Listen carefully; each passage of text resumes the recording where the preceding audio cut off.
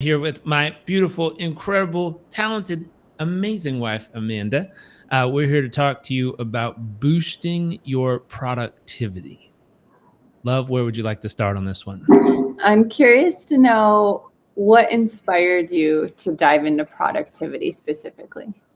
So, productivity was my very first specialty. It was one of those things that I had three jobs.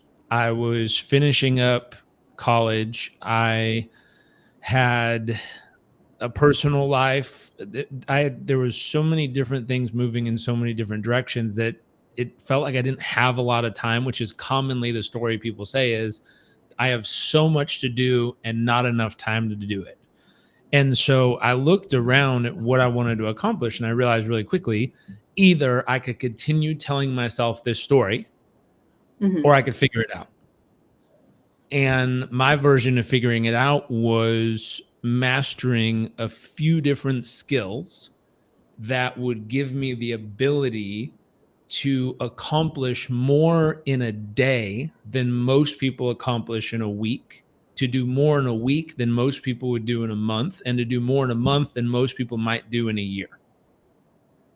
And if I go back to that stage of my life, there were certain investments I had to make, and people might call them sacrifices. I call them investments because I said, hey, if that's the life way out there in the future I actually want to live, what am I willing to invest now as far as time, effort, energy, and focus in order to be able to do that? And so I remember there were plenty of times where my friends would be going out at 10 at night and I would be winding down and going to bed at 9:30 or 10 in college, working three jobs and school and everything else. And they were like, I remember one moment specifically where my friends actually came by and they're like, hey, we know you wrap up early and we're going to go, we rented a beach house. We're going to go have fun all weekend, but we just wanted to like come by, give you a hug, tell you we love you. Like, good night, man. And they left to have fun. And I went inside to meditate and go to sleep. And I was up at 4:30 or 5 in the morning to do my workout and create time for all those things that I didn't have time for. And so that was, doing an immense amount of reading, doing an immense amount of studying and practicing. That was hitting the gym, that was working out, that was all the things that didn't fit in the world around me. And so as I practiced and learned how to do that, there was probably 3 or 4 most important skills that made the difference. We're going to teach a few this week, actually, in our Core 4 class, which is connected to a Performance Coach University, which is where we share these tips and we help people do self-coaching, where they get to learn the tool and apply it to themselves. And so at that stage of my life, I learned this tool. And there were certain statistics that I learned that just blew my mind. One of which was a friend of mine who wrote a book about time management. And what he shared was the average person, they did this big corporate study, and the average person gets 20 minutes of productivity for every 60 minutes worked.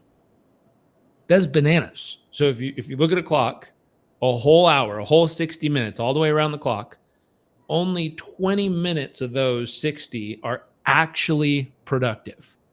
The other 40 are lost. Now, I remember hearing that and being like, that's ridiculous. And then I just started observing and watching and measuring myself. And I started realizing how unproductive we were. And I was like, oh my God, there's so many distractions, especially nowadays. There's so many things popping up to catch your attention. There's so many things pulling you and pushing you in different ways. And then the question was like, well, what do you do? And again, there was 3 skills I mastered. And over time, when I got all 3 dialed in, it gave me the ability so my brain didn't have to keep trying to switch gears. That was a major loss of productivity. Meaning if you're doing super creative things and you try to go to super logical things and then go back to creative things and then back to logical things, the example that he gave was, it's like trying to switch gears in your car, but without a clutch. You're just grinding mental gears, like trying to get yourself to switch sides of your brain and the way you think and process. It's very difficult to do. And so he shared with me a technique of how to map that into my calendar. And then once I did that, I felt like 4 times more productive than I had ever been. And I was like, wow, that was insane.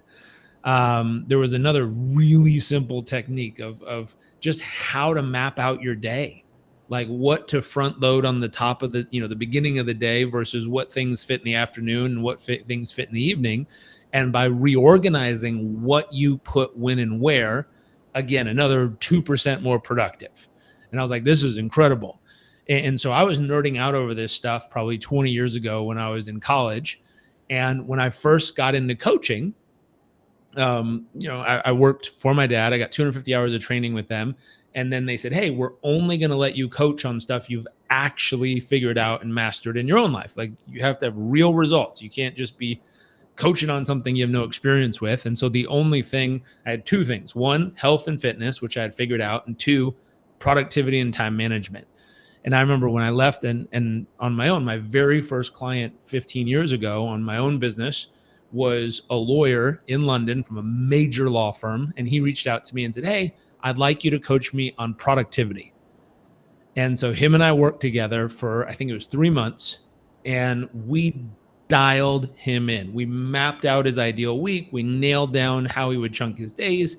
We increased his productivity, I think 2x or 5x. And because of the actual results we got, he was the first person to refer me to work with another human being. And I was like, oh my God, I got a referral. Like, wow. And that led to more referrals. And my specialty back then was helping people increase productivity. And so I didn't really have any clients who were average performers that wanted real balance and that kind of stuff in their life. That didn't matter. I had top achievers who wanted to achieve more in less time. And our job was to figure out how to get their brain properly dialed into the day, how to stack what things went where in the day, how to organize their schedule in a way that allowed them to move quickly, how to prepare the people or team around them so that every time they would move from activity to activity, they had exactly what information needed to seamlessly move through it without interruption, distraction, or delay. And so we really got them moving. I've also learned a lot since then.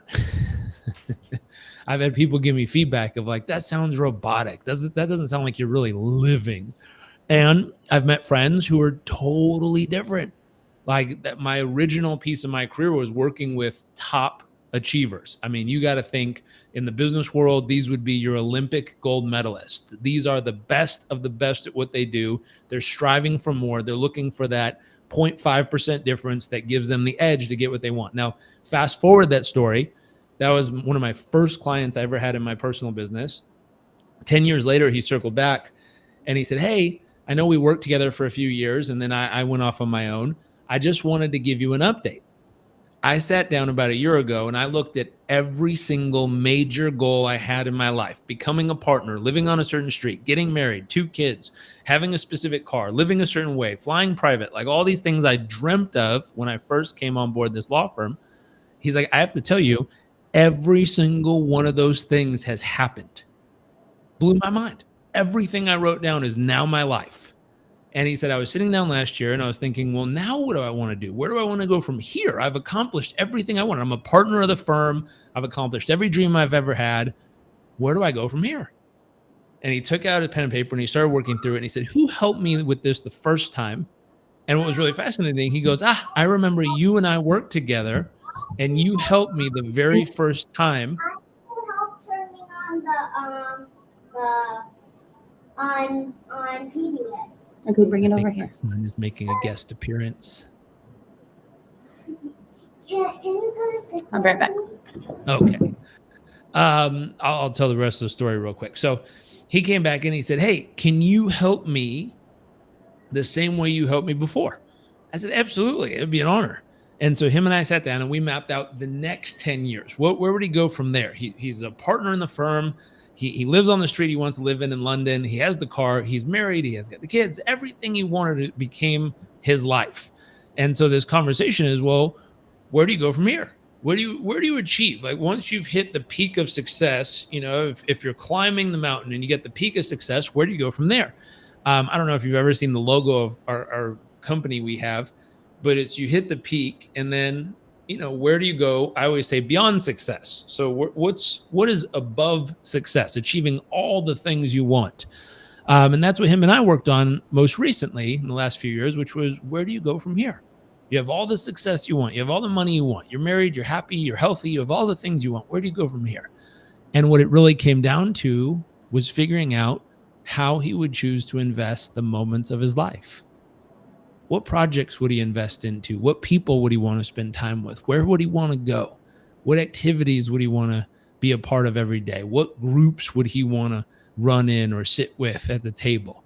And that becomes the ultimate question, is when you've achieved all the stuff and all the things, the big question becomes, well, how do you want to invest the moments of your life each week? But to get there, we have to figure out, how do we get you max productivity? And so this week, really excited. And I have some thoughts to consider specifically about this concept. Where did my notes go? 1 second, my screen just froze on the other one. I had a series of notes. Time management's becoming even more critical in this day and age, specifically because now there's this whole work from home.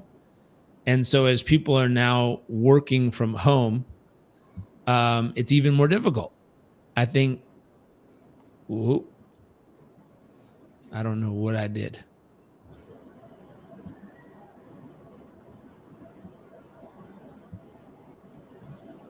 Can you still? I can see you. Oh, on my screen, I just see a sunset. Yeah. Hold on. You're going. I'll be right back. How do you do that? Okay. So one thing you were talking about was how productivity, he's gone. So one thing we were talking about was productivity and how it's changed since working from home. And what does that mean now? What's the new version of productivity look like when all of the things, your family, your kids, your meals, your everything you need to do around the house is mixed in with your business or your work, and there's no longer this clean and clear line of what is work and then what is home and play. And so I'm excited for him to share what we're talking about this week as a way to help people, whether you're working in the office or you're working from home, and how to become more productive. And I think where people really miss the point of productivity, they often think it just means doing more and more and more and more. And the truth is, it's not just about doing and doing and doing and doing. And if you're listening to the story that Jairek was sharing before, he was able to meditate and work out and sleep well and eat well while his friends may be running off and going to party or something like that, and didn't have those same values, obviously, number one. And two, they didn't prioritize those things. And so productivity to someone that looks like it's just about output and doing more and more and more is really missing the mark. And I would say that's how most people end up burning themselves out, versus actually slowing down and truly prioritizing. In fact, the best leaders I know of any organization, team, company, you name it, they are the very best at prioritization. So it's not about doing a ton of things. It's actually just about getting crystal clear on, like, what is the most important thing that's actually going to move the needle.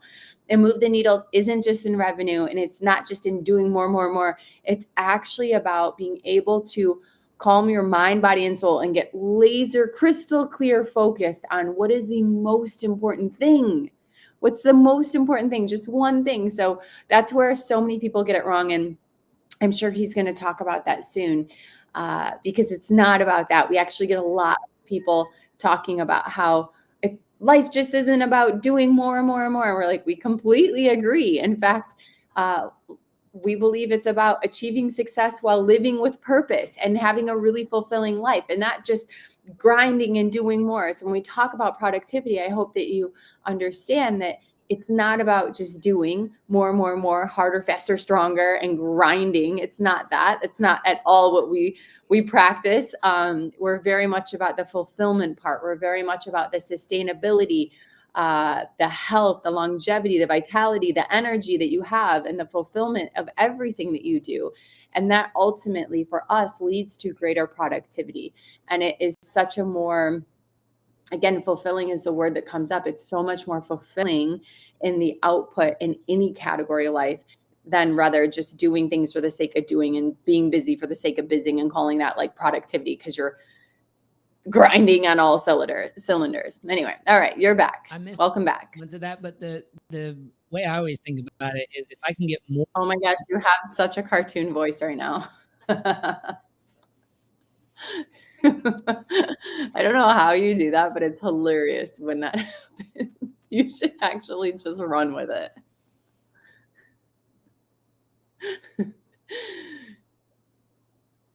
How about now?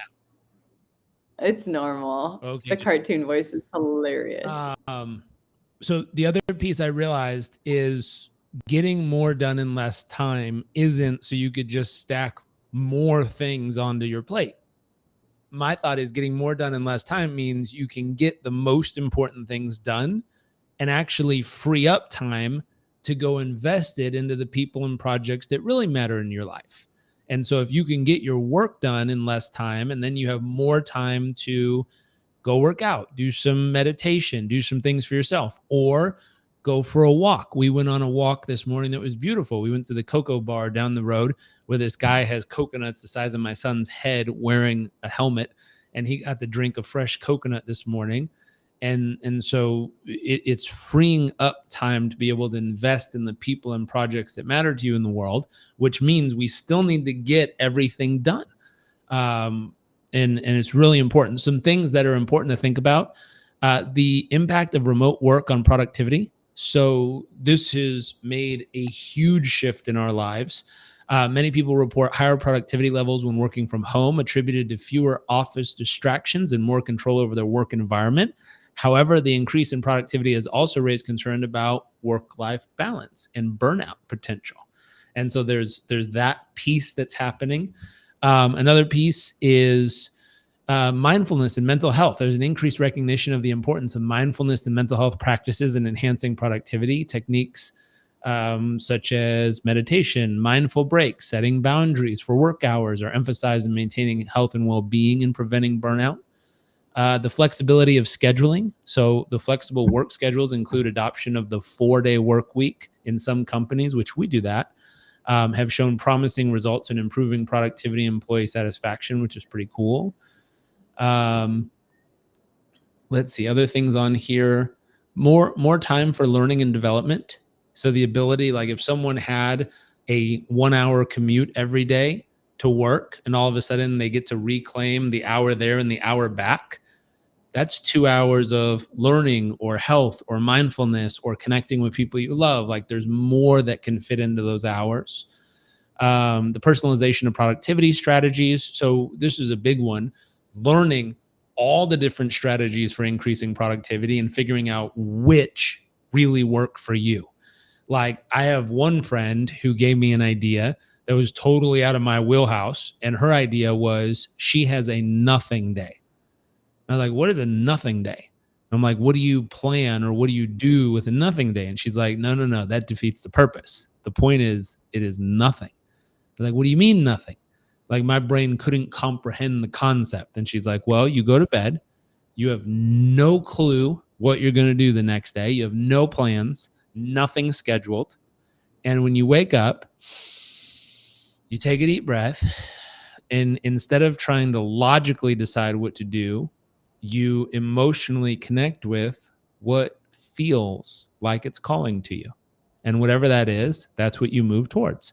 And if while you're moving that direction, something else calls to you, you let it go and you move towards that. And you allow kind of your energy to guide you. This was all sounding like gibberish, fluffy talk to my brain based on where I was all those years. All those years, I was so focused on the next thing, more time, more things, less time, go. To have someone give me an entire different paradigm to step into blew my mind.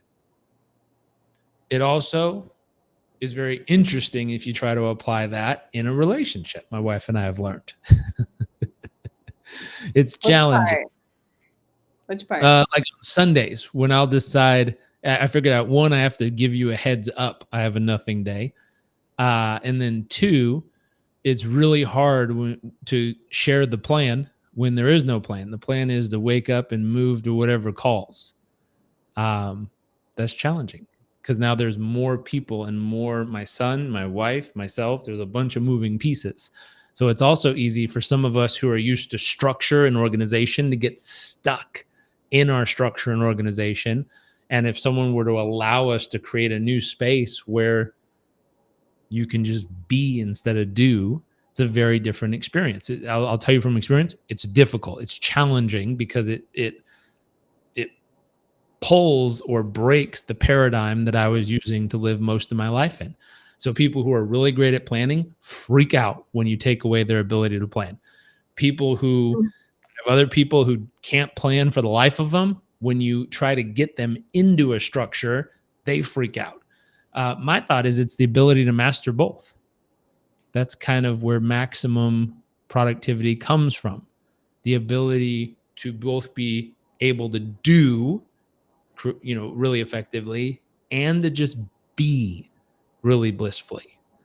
Both are necessary if you want to get the most done and not burn out in the process.